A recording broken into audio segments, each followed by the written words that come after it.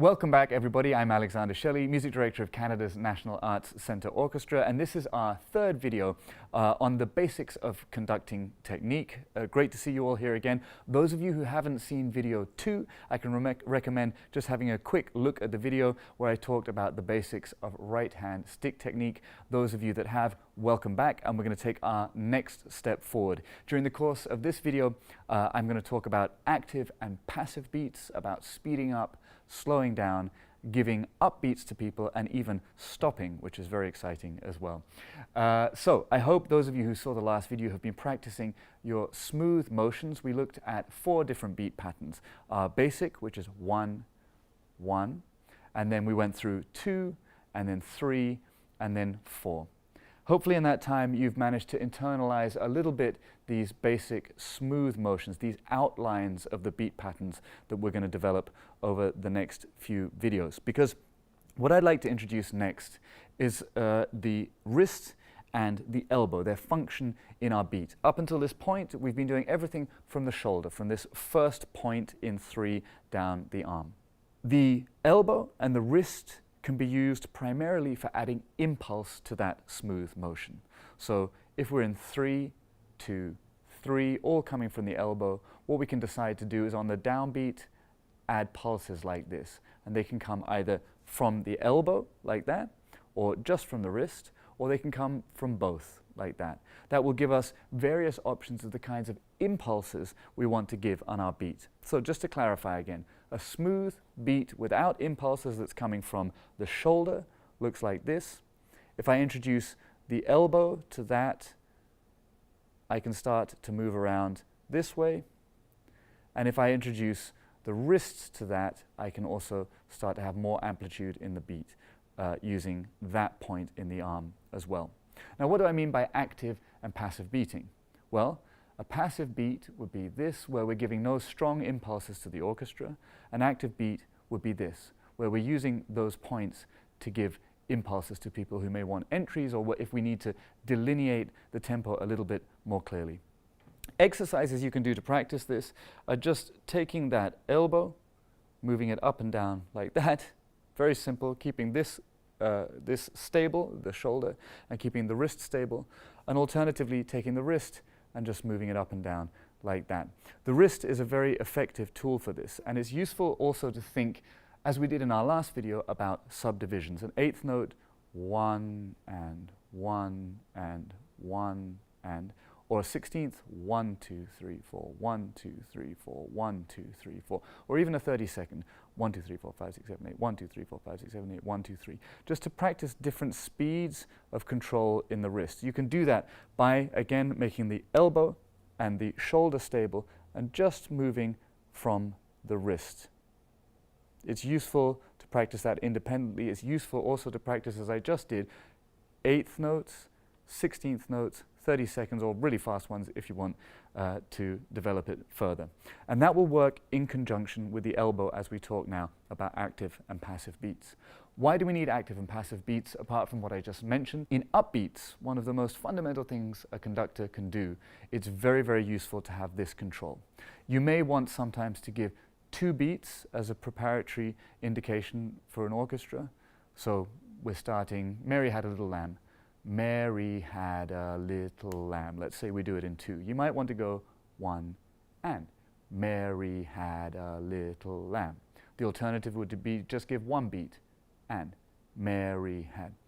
But if we're going to give 2, we would do 1 passive beat and 1 active beat. Passive, active. So you can see on the active beat, I'm using my wrist to flick. In that case, I went up. In other cases, you could go down. So when we're talking about the upbeat, what is important in it? What are the fundamentals of an upbeat? Well, you need to make sure that the up and down movement, this one movement that we practiced in our initial video about right-hand stick technique, that it is exactly in the tempo that you wish to continue in. So let's just stick with Mary Had a Little Lamb for a minute. If you want Mary had a little lamb. So what I'm clicking with my left hand is our beat of 1 quarter note.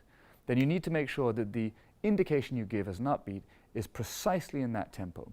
What are good ways to practice this? Well, subdivision is useful. When we say Mary has a little lamb, each of those beats, the syllables of the text are coming on eighth notes. So Mary had, that's the big beat, Mary had. And the syllables are eighth notes, Mary had. If you imagine subdividing in those syllables as you go up and down, Mary ha, Mary ha, Mary ha. Then you have a clear and even upbeat, and anybody watching it in the orchestra will understand the subdivisions. If you think back to what I said about one, in this context, the R of R in Mary is the top plane, and the M is the bottom. Mary ha, Mary ha. And it's useful to think of it in those very simplistic terms so that you can practice the movement at any tempo. It could be Mary had or Mary had if you're giving a very slow upbeat. So that's point one. We need to have control over the speed of this movement. Point two, in an upbeat, you're going to be indicating to the musicians the kind of attack they're going to be giving you. If it's Mary, you don't need to add much impulse. Ma. If you imagine making that sound with your hand, the M is soft. Ma. If you want to say Mary with a hard M, you might go like that. If you said the first word had a K, you might want to go, if you want to have a sharp attack.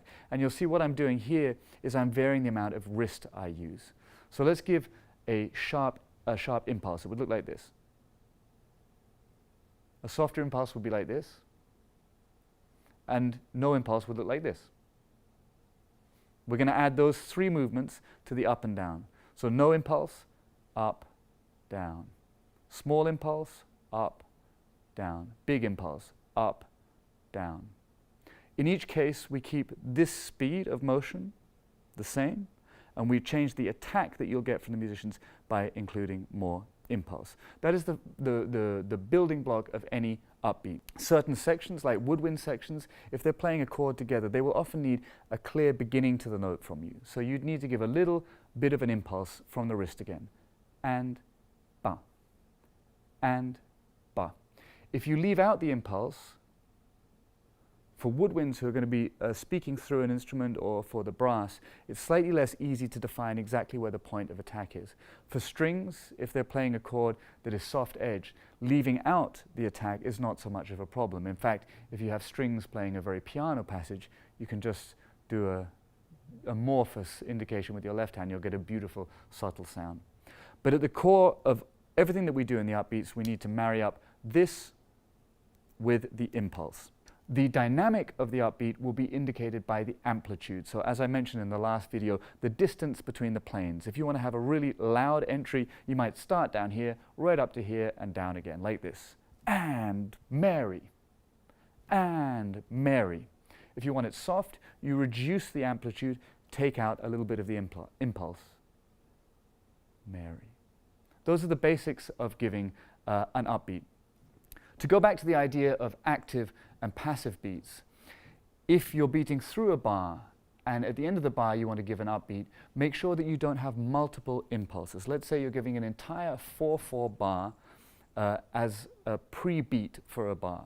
So the next downbeat someone's going to play and you go 1, 2, 3, upbeat, play. If you want to give yourself a whole bar of preparation, it's fundamental to remember not to give impulses on each of those beats. Musicians, any of us in an orchestra or an ensemble, will instinctively want to play when we see an impulse. I'll show you the difference. If we're giving 4 preparatory beats, if you do this for an ensemble, each of those looks like a moment to play. If you do this, it's clear that the last of those beats is the one where we go. Now what did I do? All I did was add this impulse for the wrist. So be aware, please, of using active and passive impulses. An exercise for this also within a bar would be simply saying I'm going to do passive, active, passive, active, passive, active, passive, active. So 1, 2, 3, 4. You can see I'm only using my wrist on the 4th and the 2nd beats. I can swap that round to 1, 2, 3, 4, 1, 2, 2, 3, 4. And that's a good exercise to do so that you can control in the bar when you're giving active or passive indications. This will be useful when you're giving entries to people. So, speeding up and slowing down. If you've been practicing this basic element that we talked about the smooth planes and the outline, the axes of our conducting technique, this shouldn't be too difficult. Because basically, speeding up and slowing down is a controlled way of literally speeding up and slowing down your beat. That's how you do it. You'd say we're in 1, 2, 3, 4, 1, with the subdivisions 3 and 4, and then what we do is slowly in our minds speed up those subdivisions. 1 and 2 and 3 and 4 and 1 and 2 and 3 and 4 and 1 and 2 and 3 and 4 and 1 and 2 and 3 and 4 and so on. There I kept the amplitude of the beat pretty consistent to indicate that we're not getting louder or softer, we're just getting faster. I could do it the other way around, slowing down from a fast tempo. 1, 2, 3, 4, 1 and 2 and 3 and 4 and 1 and 2 and 3 and 4 and 1 and 2 and 3 and 4 and 1 and 2 and so on and so forth until finally I end up in a tempo that's very, very slow. That's the basic mechanics of how we speed up and slow down. Of course, you may sometimes need to add impulse. 1, 2, 3, 4, 1, 2, 3, 4, 1, 2, 3. And the more impulse you give, the more attention you'll be demanding from the musicians. The same in slowing down. 1, 2, 3, 4, 1, 2, 3, 4, 1, 2. An impulse from the wrist and from the elbow is something demonstrative. It's saying, in your stick technique, it's saying, please look at me, I need your attention because we're doing something differently to what you expected. So adding impulse can be more demonstrative as you speed up and slow down, but the mechanics remain the same. It's a useful exercise for you when you're practicing your beat to think rigorously about a metronome getting quicker and slower in your head. Again, like I did before, 1 and 2 and 3 and 4 and 1 and 2 and 3 and 4 and so on and so forth up to a very fast tempo and then starting fast and slowing down again. You can challenge yourself by going up and down and making sure that this really feels natural as you do so. It'll then be very clear for the orchestra when you indicate it.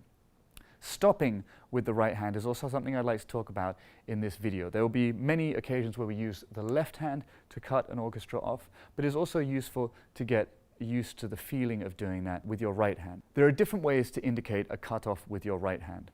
Let's take, for example, a cutoff on the 4th beat of a bar. So 1, 2, 3, and then cutting off here. If we have this simple plane that we've been working with, any gesture that is literally looks like a cut for the orchestra when they see in their music that they're supposed to stop will work. 1, 2, 3, cut. And you'll see I'm giving a little impulse, a clear moment where everybody should stop.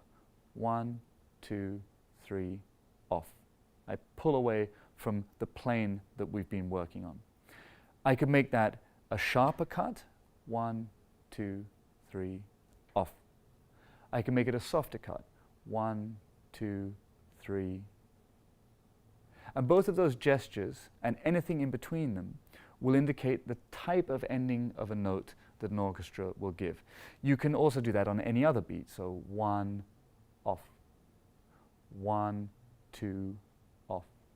But each time there's a touching of this conceptual plane that we have and a moving away from it.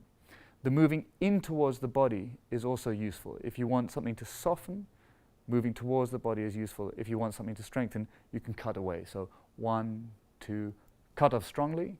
1, 2, cut off softly. And the same on each and every beat. So those are some new ideas to add to what we covered in the first video. It's a good idea before we see each other in our next video to internalize and practice some of these gestures because we're going to be building on them as we go along. And the less you have to think about what we've done before, the better. I hope you've enjoyed the video. I hope it's been useful to you, and I look forward to seeing you in our next video.